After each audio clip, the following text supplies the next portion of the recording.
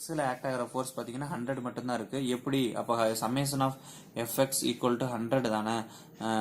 எப்படி ஜீரோன்னு வந்தால் தானே ஈக்குலிபிரியத்தில் இருக்குன்னு அர்த்தம். இப்போ ஈக்குலிபிரியத்தில் இந்த காம்பனண்ட் இல்லையே, அப்போ இந்த காம்பனண்ட் நகர்ந்துட்டுல இருக்கணும், ஏன் நகரலை அப்படின்னு பார்த்தா, இப்போ நம்ம என்ன டிகிரிஸ் ஆஃப் ஃப்ரீடம் கன்ஸ்ட்ரெயின் பண்ணியிருக்கோம், எக்ஸ் டிரான்ஸ்லேஷனை கன்ஸ்ட்ரெயின் பண்ணோம்னா அந்த கன்ஸ்ட்ரெயின் பண்ண லொக்கேஷனில் ஒரு ரியாக்ஷன் ஃபோர்ஸ் டெவலப் ஆகும். ஆர்எக்ஸ் எந்த டிகிரிஸ் ஆஃப் ஃப்ரீடத்தை கன்ஸ்ட்ரெயின் பண்ணியிருக்கோமோ அதுக்கு கரஸ்பாண்டிங்கான ரியாக்ஷன் ஃபோர்ஸ் டெவலப் ஆகும். இந்த ரியாக்ஷன் ஃபோர்ஸ் தான் இந்த 100 ஃபோர்ஸ் 100 நியூட்டன் ஈக்குவல் பண்ணி இந்த மொத்த காம்பனண்ட்டை ஈக்குலிபிரியத்தில் வச்சிருக்கு. ஸோ இப்போ ஆட் பண்ணி பார்ப்போமா? இப்போ ஆட் பண்ண என்ன ஆகுது? 100 இந்த பக்கம் அதுக்கு கரஸ்பாண்டிங்கான ரியாக்ஷன் 100. ஸோ 100 இந்த ரைட் சைட் டைரக்ஷன், இது லெஃப்ட் சைட் டைரக்ஷன், ரெண்டையும் ஆட் பண்ணோம்னா 0. So summation of the FX equal to 0. Since எதனால நம்ம எக்ஸ் டிரான்ஸ்லேஷன் கன்ஸ்ட்ரெயின் பண்ணிக்கிறதுனால அதுக்கு கரஸ்பாண்டிங்கான ரியாக்ஷன் டெவலப் ஆகும். சப்போஸ் இதை வந்து என்ன சொல்றது, இப்போ ஒரு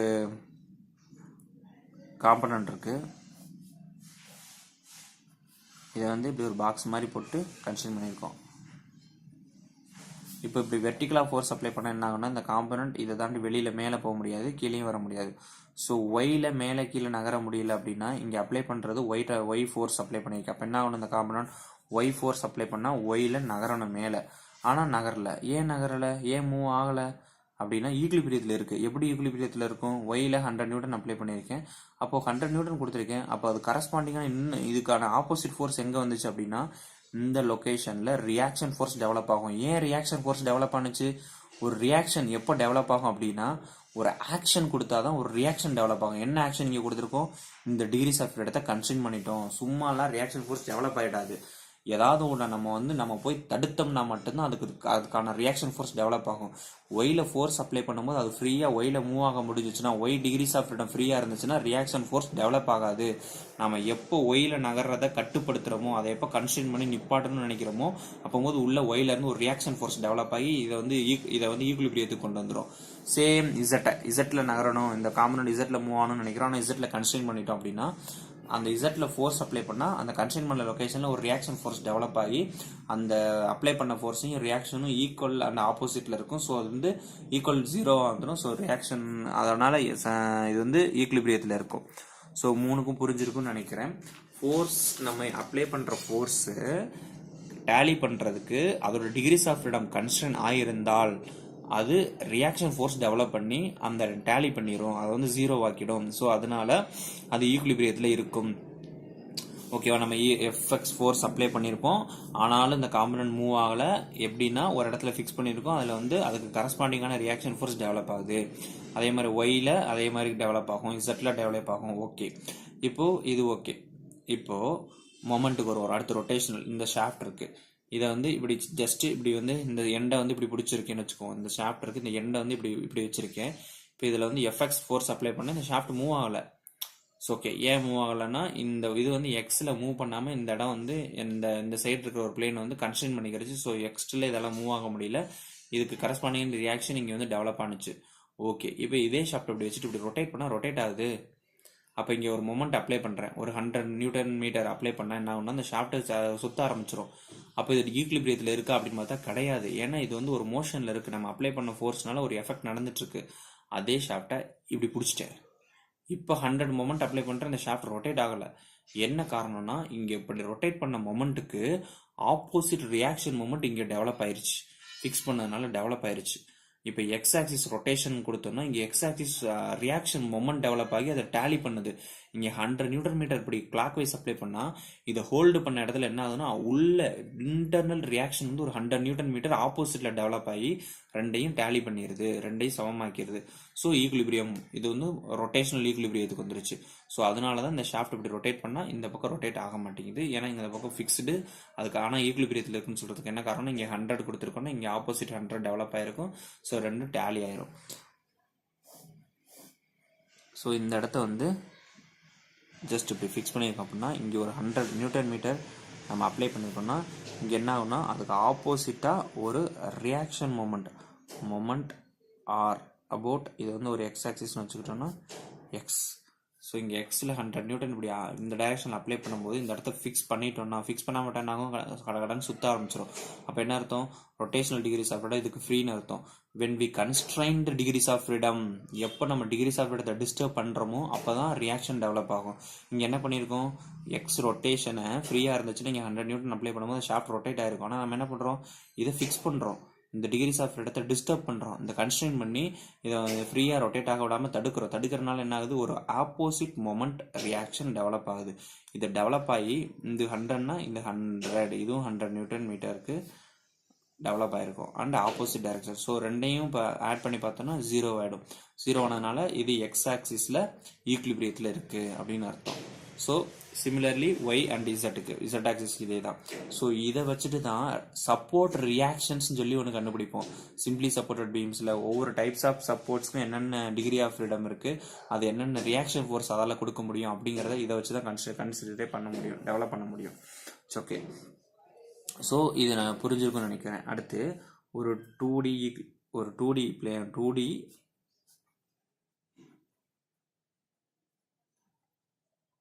ஈக்குலிபிரியம் ஈக்குவேஷன்.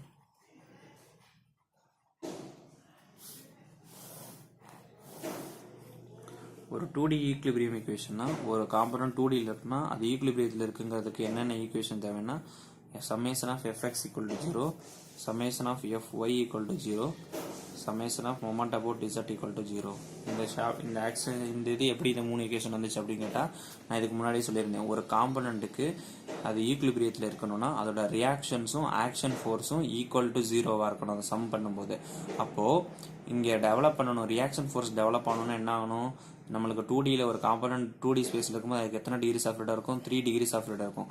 அந்த 3 டிகிரிஸ் ஆஃப் ஃப்ரீடமும் அதை கன்ஸ்ட்ரெயின் பண்ணிட்டோம் அப்படின்னா அதுக்கு எவ்வளோ ஃபோர்ஸ் அப்ளை பண்ணாலும் அது 3லையும் எந்த டைரக்ஷன்லையும் நகராது, மூவ் ஆகாது. ஸோ அது ஈக்குலிபிரியத்தில் இருக்குன்னு அர்த்தம். So summation of fx = 0, summation of fy = 0 and moment about z axis = 0 நம்ம பார்த்தோம். ஒரு டிகிரி ஆஃப் ஃப்ரீடம் ஃபார் 2Dக்கு 2 டிரான்ஸ்லேஷன், ஒரு ரொட்டேஷன். ஸோ எஃப்எக்ஸ் வந்து யூஎக்ஸ்க்கான டிரான்ஸ்லேஷனுக்கானது அண்ட் எஃப்ஒய்ங்கிறது யூஒய்க்கான டிரான்ஸ்லேஷனுக்கானது அண்ட் எம்இசட்டுங்கிறது தீட்டா இசட்டுக்கானது. ஸோ எக்ஸ்லையும் கன்ஸ்ட்ரெயின் பண்ணியாச்சு, ஒய்லையும் கன்ஸ்ட்ரெயின் பண்ணியாச்சு, ஜெட்லையும் கன்ஸ்ட்ரெயின் பண்ணியாச்சுன்னா என்ன ஆகும்? இதான் equilibrium equation. Summation of fx = 0, summation of fy = 0, summation of moment about z axis = 0. அதே ஒரு 6 டிகிரிஸ் ஆஃப் ஃப்ரீடம் ஒரு 3Dக்கு என்ன வரும்? இந்த 6 ஈக்குவேஷன்ஸும் மேட்ச் பண்ணணும். மேட்ச் பண்ணால் தான் ஒரு காம்பனண்ட் வந்து ஈக்குலிபிரியத்தில் இருக்குன்னே சொல்ல முடியும். ஸோ இதுக்கு பேர் தான் equilibrium, force equilibrium and the moment equilibrium. 2 equilibrium இருக்குது, force equilibrium, moment equilibrium. So தெளிவாக புரிஞ்சிருக்கும். தென் டைப்ஸ் ஆஃப் சப்போர்ட்ஸ், என்னென்ன டைப்ஸ் ஆஃப் சப்போர்ட் இருக்குன்னு பார்ப்போம்.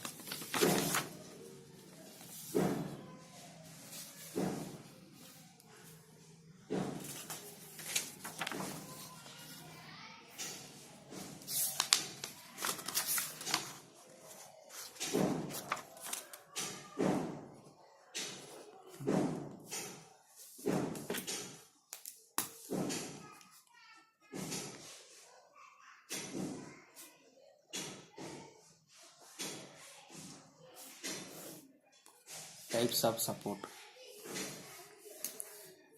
சிம்பிளாக ஒரு 4 சப்போர்ட் மட்டும் பார்ப்போம். ஃபஸ்ட்டு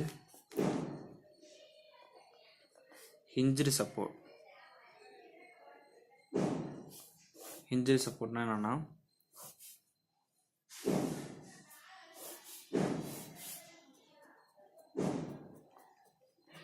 இந்த மாதிரி ஒரு ஃபிக்ஸ்டில் ஒரே ஒரு பின் மாதிரி போட்டு ஒரு ராட் கனெக்ட் பண்ணியிருக்கோம். இந்த ராட் என்ன ஆகும்னா இந்த பின்னை பொறுத்து இந்த ராடால் ரொட்டேட் ஆக முடியும். ஸோ இது இந்த இடத்துல ஹிஞ்ச் பண்ணியிருக்கோம் அப்படின்னு சொல்லுவோம். ஆர் இது வந்து ஹிஞ்ச்டு சப்போர்ட் ஆர் பின்டு சொல்லுவாங்க. பின்டு சப்போர்ட், பின் பண்ணியிருக்கிற இந்த லொக்கேஷனில் இதுக்கு பார்த்தீங்கன்னா 1 டிகிரிஸ் ஆஃப் ஃப்ரீடம் இருக்கும். இந்த ஆக்சிஸை பொறுத்து இதால் ரொட்டேட் மட்டும்தான் ஆக முடியும், டிரான்ஸ்லேட் ஆகாது. X translation arrested, Y translation arrested, Z translation arrested and X rotation arrested. இது என்ன ஆக்சிஸ்னா இப்போ ஜெட் ஆக்சிஸ்னு வச்சுக்கிட்டோம்னா இது வந்து ஜெட் ஆக்சிஸ். ஏன் இப்படி ஜெட் ஆக்சிஸ் சொல்கிறேன்னா ஜெட் எக்ஸ் ஒய் இந்த மாதிரி வச்சுட்டேன்னா ஸோ இந்த ஒரே ஒரு இசட் ஆக்சிஸை பொறுத்து ரொட்டேட் மட்டும்தான் ஆக முடியும், மற்ற எல்லா டைரக்ஷன் கன்ஸ்ட்ரெயின். அப்போது இதுக்கு என்னென்ன ரியாக்ஷன் ஃபோர்ஸ் இருக்கும் அப்படின்னு உங்கள்கிட்ட கேட்குறாங்க. இதுக்கு எப்படி கண்டுபிடிப்பீங்க? இதால் எக்ஸில் டெவலப் டிரான்ஸ்லேட் ஆக முடியுமா? ஆக முடியாது. ஸோ ஒரு எக்ஸ் ரியாக்ஷன் ஃபோர்ஸ் இருக்கும். ஒயில் ஆக முடியுமா? ஒயிலையும் ஆக முடியாது. ஸோ ஒரு ஒய் ரியாக்ஷன் ஃபோர்ஸும் இதில் இருக்கும். அது எந்த டைரக்ஷன் வேணாலும் இருந்துட்டு போட்டோம். தென் இசட்டில் டிரான்ஸ்லேட் ஆக முடியுமா? ஆக முடியாது. தென் அதில் ஒரு இசட் ரியாக்ஷன் ஃபோர்ஸும் இருக்கும். அடுத்து எக்ஸ் ஆக்சிஸை பொறுத்து ரொட்டேட் ஆக முடியுமா அப்படின்னா ஆக முடியாது. ஸோ இதே இடத்துல பார்த்தோன்னா மொமெண்ட் அபவுட் எக்ஸ் ரியாக்ஷன் இருக்கும். தென் மொமெண்ட் அபவுட் ஒய் ரியாக்ஷன் இருக்கும். பட் மொமெண்ட் அபவுட் இசட்டில் ஏதாவது இருக்குமான்னு கேட்டால் 0. ஏன்னா இசட் ஆக்சிஸை பொறுத்து ஃப்ரீயாக ரொட்டேட் ஆகலாம். எப்போ ரியாக்ஷன் ஃபோர்ஸ் டெவலப் ஆகும்? நம்ம அதோட டிகிரிஸ் ஆஃப் ஃப்ரீடத்தை டிஸ்டர்ப் பண்ணும்போது தான் அதோட ரியாக்ஷன் ஃபோர்ஸ் டெவலப் ஆகும். ஆனால் இதில் இசட்டுக்கு டிகிரிஸ் ஆஃப் ஃப்ரீடத்தை டிஸ்டர்ப் பண்ணிக்குமா? இசட்டில் ஃப்ரீயாக ரொட்டேட் ஆக முடியும். ஸோ இசட்டில் இது என்னது ரியாக்ஷன் ஃபோர்ஸ் டெவலப் ஆகாது. So moment about Z axis 0 இந்த பாயிண்ட்டுக்கு. இதான் இந்த டைப்ஸ் ஆஃப் ஜாயின். ஹிஞ்சடு ஜாயினில் ஹிஞ்சடு சப்போர்ட்டில் பார்த்தீங்கன்னா ஒரே மொத்தம் வந்து 5 ரியாக்ஷன் ஃபோர்ஸ் டெவலப் ஆகும். ஒரே ஒரு ரியாக்ஷன் மட்டும் 0வாக இருக்கும், டெவலப் ஆகாது. என்ன காரணம்? அந்த டிகிரிஸ் ஆஃப் ஃப்ரீடம் ஃப்ரீயாக இருக்குது. ஸோ இது ஹிஞ்சடு சப்போர்ட். ஹிஞ்சடு சப்போர்ட்னா இந்த மாதிரி தான் ஒரு பின்னில் ஜாயிண்ட் ஆகிருக்கிறது. தென் ஃபிக்ஸ்டு சப்போர்ட் ரொம்ப முக்கியமானது. ஃபிக்ஸ்டு ஒன் அண்ட் இஸ் ஃபிக்ஸ்டுன்னு சொல்லி நிறையா படிச்சுட்டு இருக்கோம். ஃபிக்ஸ்டு சப்போர்ட் இதுக்கு எத்தனை ரியாக்ஷன் ஃபோர்ஸ் இருக்கும் அப்படின்னு பார்க்கோமா? ஸோ இதுதான் வந்து ஃபிக்ஸ்டு சப்போர்ட். இது எக்ஸில் மூவ் ஆக முடியுமா? இந்த சப்போர்ட்லேருந்து இதெல்லாம் நகர்ந்து போக முடியுமா? முடியாது. ஸோ இதுக்கு பார்த்தா எக்ஸ்லையும் நகர முடியாது, ஒய்லையும் மூவ் ஆகாது, இசட்லையும் மூவ் ஆகாது. ஸோ இதுக்கு X reaction, Y reaction, then Z reaction, 3 ரியாக்ஷனுமே இருக்கும். அண்டு 3 ரொட்டேஷன் ரியாக்ஷனுமே இருக்கும். Moment about X, moment about Y, moment about Z. So எல்லா இதுக்கு பார்த்தீங்கன்னா 6 ரியாக்ஷன் ஃபோர்ஸ் டெவலப் ஆகும். என்ன காரணம்னா 6 degrees of freedom is constrain. 6 degrees of freedom இதில் கன்ஸ்ட்ரெயின் இருக்கிறதுனால 6 ரியாக்ஷன் ஃபோர்ஸ் டெவலப் ஆகும். ஓகேவா? ஸோ இதில் 6 ரியாக்ஷன் ஃபோர்ஸ் இருக்குது. எத்தனை ரியாக்ஷன் ஃபோர்ஸ் எப்போ டெவலப் ஆகுது? நம்ம எப்படி இந்த ரியாக்ஷன் ஃபோர்ஸ் கண்டுபிடிக்கிறது? அதுக்கு எத்தனை டிகிரிஸ் ஆஃப் ஃப்ரீடம் ஃபர்ஸ்ட் தெரிஞ்சால் மட்டும்தான் அதால் ரியாக்ஷன் ஃபோர்ஸ் கண்டுபிடிக்க முடியும். இதுக்கு 1 டிகிரிஸ் ஆஃப் ஃப்ரீடம், இதுக்கு வந்து 1 டிகிரிஸ் ஆஃப் ஃப்ரீடம்னால ஒரு ரியாக்ஷன் ஃபோர்ஸ் டெவலப் ஆகாது. இதுக்கு 0 டிகிரிஸ் ஆஃப் ஃப்ரீடம்னால 6 ரியாக்ஷன் ஃபோர்ஸும் டெவலப் ஆகும். புரிஞ்சிருக்குன்னு நினைக்கிறேன். ரியாக்ஷன் ஃபோர்ஸ் எப்படி எத்தனை ரியாக்ஷன் ஃபோர்ஸ் வரும்னு சொல்லி சொல்கிறது. அடுத்து ரோலர்.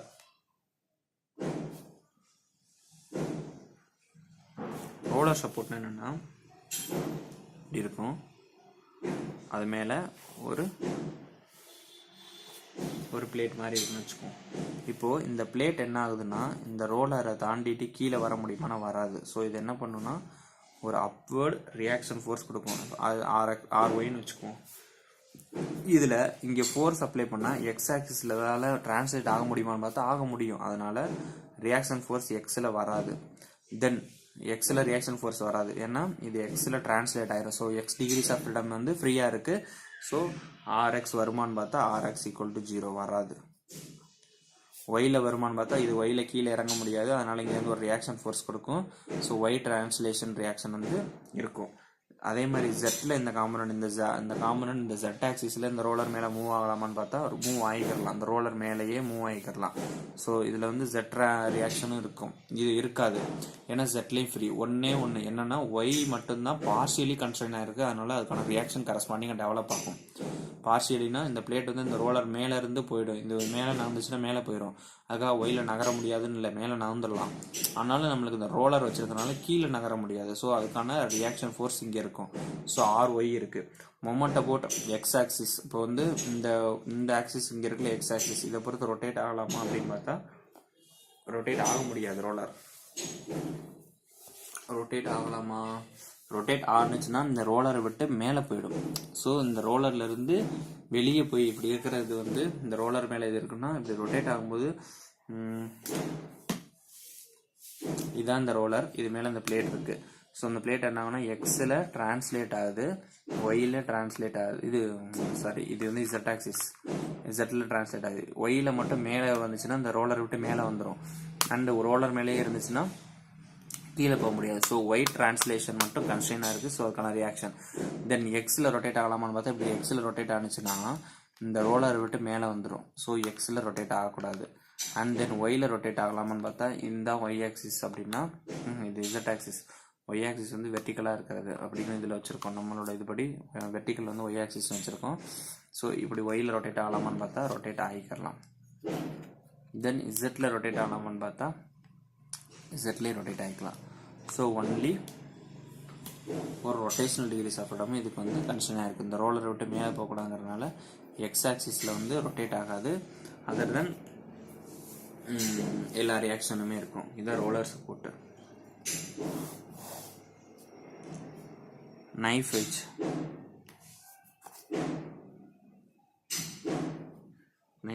சப்போர்ட். நைஃப் எட்ஜ் சப்போர்ட்டும் ஒரு இப்படி ஒரு பிளேன் இருக்குன்னா அதில் வந்து ஒரு கத்தி முனை மாதிரி வந்து ஜஸ்ட் ஒரு சப்போர்ட் இருக்கும் இந்த இடம். ஆக்சுவலி இது வந்து ஷார்ப்பாக வைக்கக்கூடாது. மெக்கானிக்கல் நைஃப் எட்ஜ் சப்போர்ட்னு பேர் சொல்லியிருப்போம். அது கத்தி முனை மாதிரி இருக்குன்னு சொல்லிட்டு சப்போர்ட் வச்சுருப்போம். ஆனால் அது வந்து வைக்க மாட்டாங்க. ஏன்னா இந்த ஒரு காம்பனண்ட்டுக்கு இந்த ஷார்ப் எட்ஜில் போய் கனெக்ட் பண்ணால் அந்த இடத்துல கிராக் இனிஷியேட் ஆயிரும். கிராக் இனிஷியேட் ஆயிடுச்சுனால இந்த காம்பனண்ட் அப்படியே ப்ராபகேட் ஆகி இந்த காம்பனண்ட் டேமேஜ் ஆயிரும்.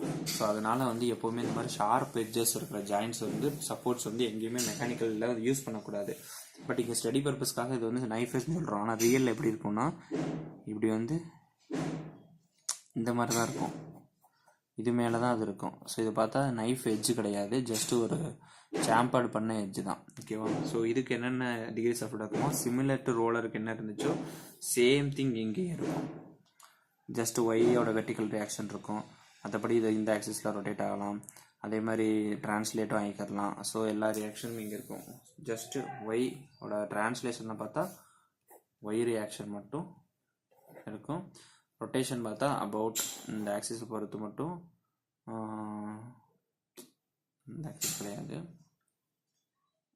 அலாங் இந்த ஆக்சிஸை பொறுத்து ரொட்டேட் மட்டும் ஆக முடியாது. ரொட்டேட் ஆனிச்சுன்னா இந்த எட்ஜில் வந்து டீவியேட் ஆகி போயிடும். அதனால் இந்த ஒரு ரொட்டேஷன் இருக்காது. So moment about something X ஆக்சிஸ்னு வச்சோன்னா எக்ஸில் ரியாக்ஷன் டெவலப் ஆகும். அதே மாதிரி இங்கேயும் மொமெண்ட் அபவுட் எக்ஸில் ரியாக்ஷன் டெவலப் ஆகும். ஸோ ஒரு டிரான்ஸ்லேஷன் ஒரு ரொட்டேஷன் ரியாக்ஷன் டெவலப் ஆகுது. தான் ஒவ்வொரு சப்போர்ட்டுக்கும் அந்த ரியாக்ஷன். இதெல்லாம் வந்து shear force bending moment diagram வரையும் போது இதெல்லாம் ரொம்ப ரொம்ப ரொம்ப ரொம்ப இம்பார்ட்டன்ட். ரியாக்ஷன் ஃபோர்ஸ் எப்படி டெவலப் ஆகும்னு கண்டுபிடிக்க தெரியலனா நம்மளால் இது பண்ண முடியாது. அது மாதிரி கன்ஸ்ட்ரெயின்ஸ் வந்து ரொம்ப இம்பார்ட்டன்ட். சிஏயில் ஒர்க் பண்ணும் போதெல்லாம் கன்ஸ்ட்ரெயின் வந்து கரெக்டாக ப்ராப்பராக கன்ஸ்ட்ரெயின் பண்ணணும். ஸோ ஒவ்வொரு டிகிரிஸ் ஆஃப் இடத்தையும் கன்ஸ்ட்ரெயின் பண்ணுறதை பொறுத்து அதுக்கேற்ற மாதிரி ரியாக்ஷன் ஃபோர்ஸ் டெவலப் ஆகுது. ஸோ நம்ம கன்ஸ்ட்ரெயின் தப்பாக ரெப்ரசன்ட் பண்ணிட்டோம்னா ரியாக்ஷன் ஃபோர்ஸ் அது அந்த மாடலே வந்து ஃபுல் அண்ட் ஃபுல் எல்லாமே ராங். ஸோ அதனால் ரியாக்ஷன் ஃபோர்ஸ் எப்படி டெவலப் ஆகும், எந்த டிகிரிஸ் ஆஃப் இடத்துக்கு என்ன ரியாக்ஷன் ஃபோர்ஸ் வருது அப்படிங்கிறத ரொம்ப ரொம்ப தெளிவாக அண்டர்ஸ்டாண்ட் பண்ணியிருக்கணும். ஸோ இவ்வளோ தான் டைப்ஸ் ஆஃப் சப்போர்ட்ஸ். இதுக்கடுத்து அடுத்த டாபிக் வந்து டைப்ஸ் ஆஃப் பீம்ஸ். அதை வந்து அடுத்து பார்க்கலாம். அதாவது statically determinant statically indeterminate beams என்னன்னு சொல்லிட்டு. ஓகே.